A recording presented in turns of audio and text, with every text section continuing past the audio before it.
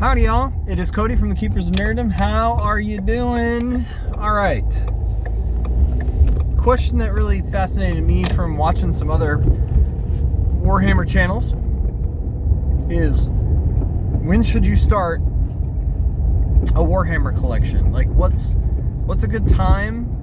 Why? Like reasoning, thought process. And because it hit me as I started Tau right at the end of 9th edition in the 10th. Interesting time, you know, because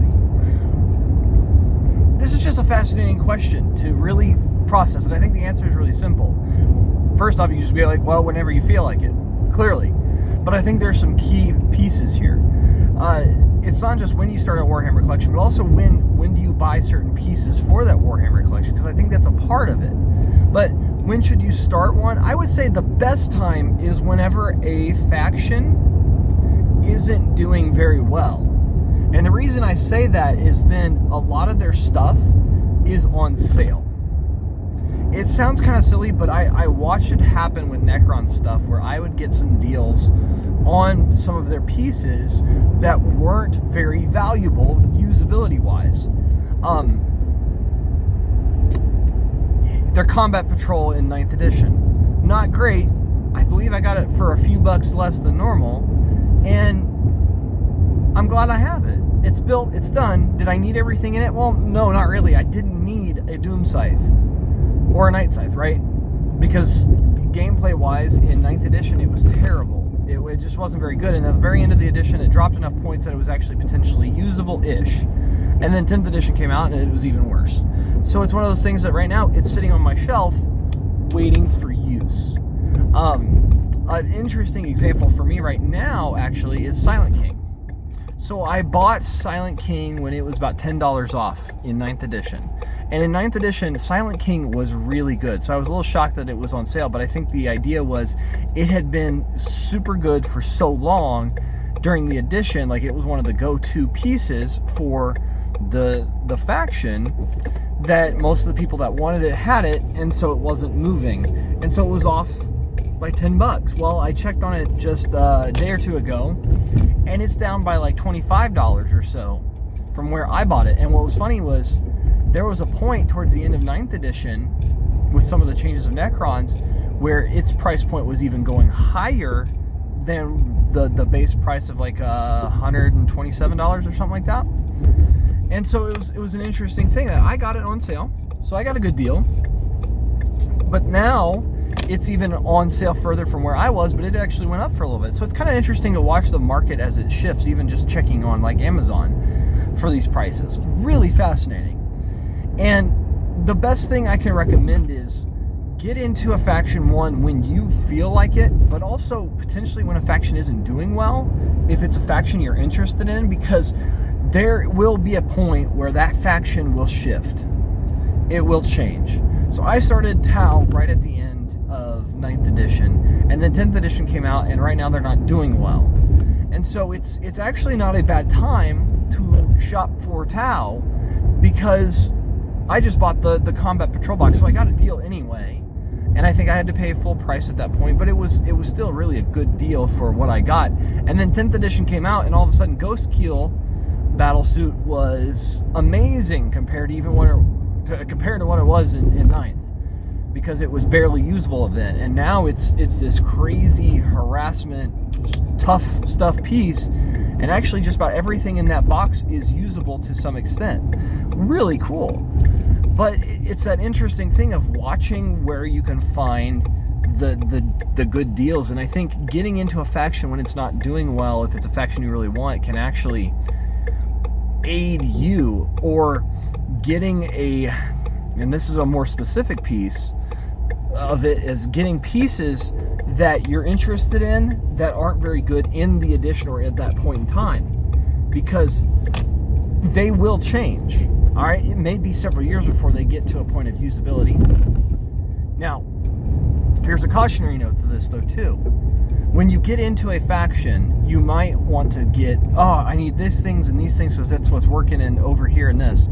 Cautionary note though too,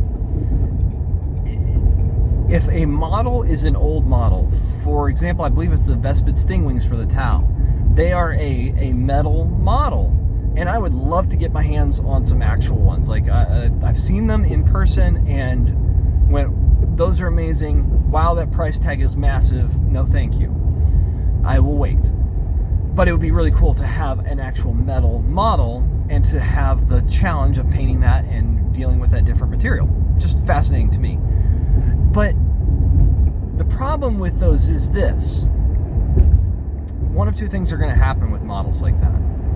One, they are going to redo the model in plastic eventually, and you'll have some sort of updated model. If so, all good. You can still use your old models. It's fine. Everybody oohs and ahs and goes, oh, you have that one. Awesome. The other potential option that can happen is that they retire the model itself.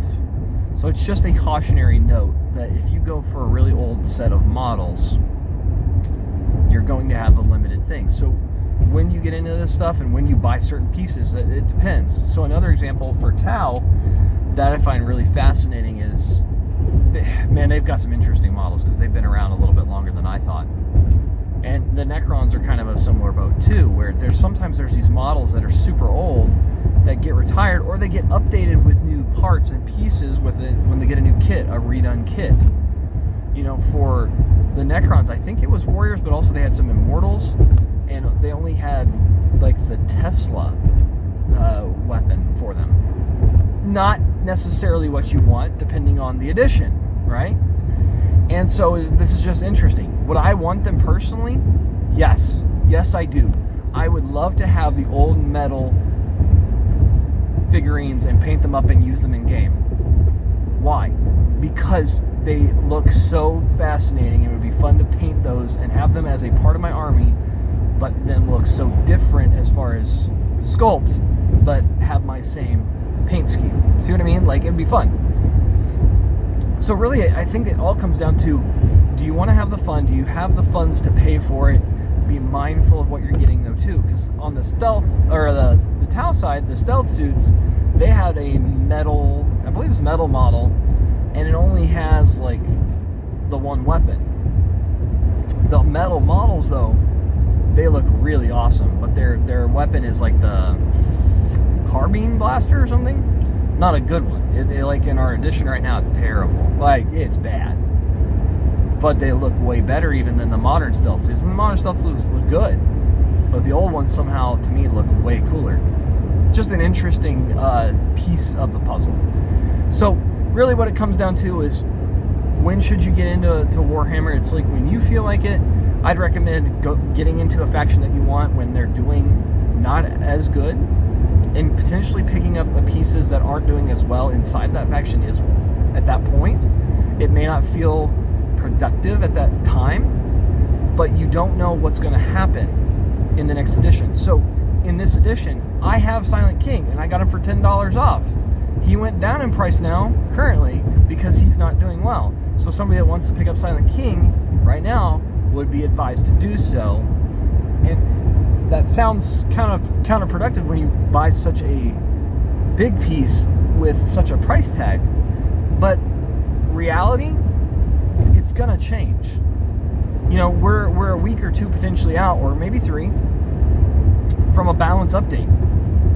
And I'm excited. I'm nervous, but I'm really excited. Because what we're going to see is some changes. Who knows what's going to happen to Silent King? Maybe the ranges go back up on his Triarchal Minears. Maybe his points drop. The Tau, maybe the other things in their faction get adjusted for points and they go up an AP on a weapon or two. You see what I mean? Like, these things will change. So go for what you want to, and when you can find the best deals for it, because it will help you immensely. Don't just go for the biggest, best stuff, because the biggest, best stuff will not be the biggest, best stuff next edition, potentially. So, for example, one of the really hard things to find for Necrons right now, in a lot of places, is the Doomsday Arc. The ones you can find, their price keeps going up. Well, why? Well, this edition, they got changed pretty drastically, and they're actually really good now. didn't take them. They weren't worth it. And that's okay. So there may be an edition right now where you get a hold of them, but I'm going to have to pay a premium to get a hold of some of these things, which, that stinks. That's the reality of it. It's not fun. It's not what you want. But if you want to have the best thing, that's what you're going to have to do, or you just wait, right? That's the decision you have to make.